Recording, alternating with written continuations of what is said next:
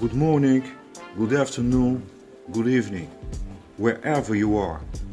Welcome to OTT channel.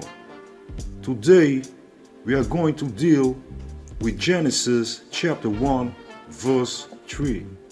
Let's get into it, shall we? Genesis chapter 1 verse 3. And God said, "Let there be light."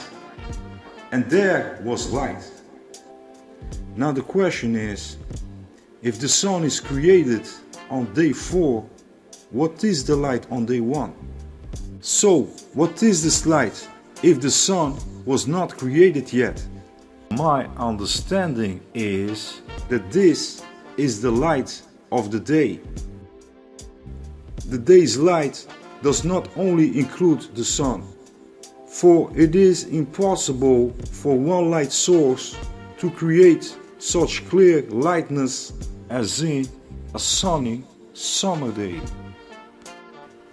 One source of light is not sufficient to accomplish that. Any professional photographer will agree with that. That is the reason why they always use more than one light source to create a perfect light for a perfect picture. Genesis chapter 1 verse 3. And God said, "Let there be light." And there was light. I believe that this is what is going on. The sound frequency of Yah's voice created that light. Now this is how it works in modern science. It is known as sonoluminescence. It works like this. For example, if you put a sound frequency in a body of water, eventually a bubble will appear filled with light. This phenomenon is called sonoluminescence. Sonoluminescence is the emission of short splits of light from imploding bubbles in a liquid when excited by sound. In the next short video, this will be explained. All praises goes to Yah. Hallelujah. Sonoluminescence.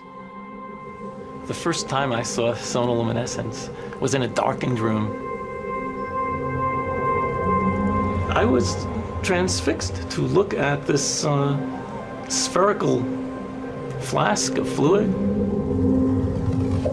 And you'd look into the center, and in the center see a glowing blue-purple light, which could be seen with the unaided eye. It looked like a star in the heavens.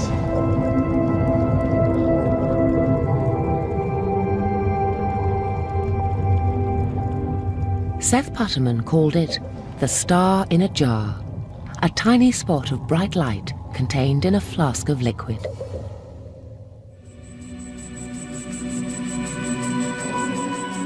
This star in a jar is made when a sound wave is passed through a small bubble inside a flask of liquid. And this sound wave makes the bubble do something remarkable. First it expands, then it collapses.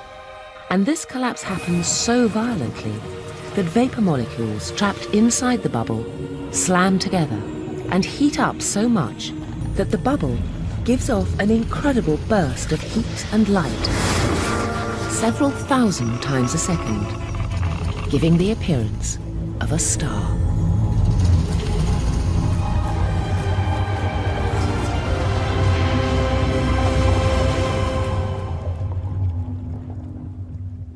What made the phenomenon so exciting was the temperature of this star in a jar. On its surface alone, the light burns at tens of thousands of degrees.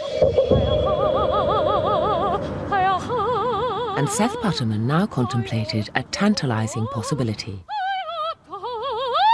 Could the core of the collapsing bubble be even hotter? Hot enough for fusion?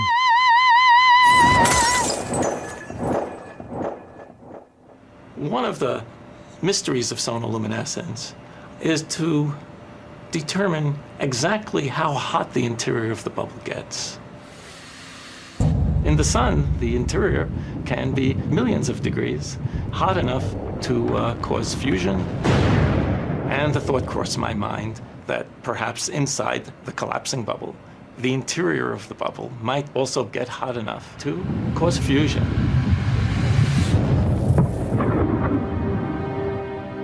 If so, this would be something truly amazing. By simply bombarding tiny bubbles with sound waves, temperatures of over 10 million degrees would be created.